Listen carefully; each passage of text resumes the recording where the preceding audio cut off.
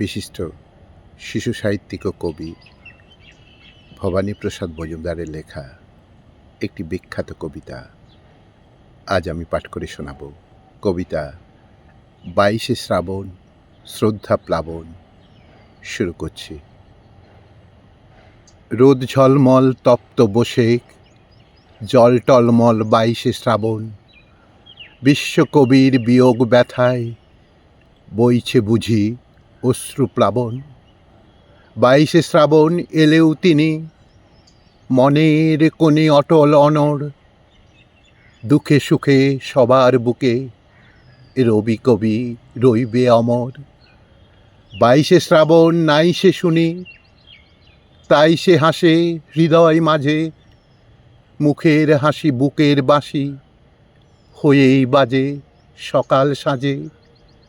22শে শ্রাবণ আসবে যাবে, হাসবে স্মৃতি নাচবে ভীতি। প্রীতির ডালায় গীতির মালায় সাজবে কবি, এই তো রীতি।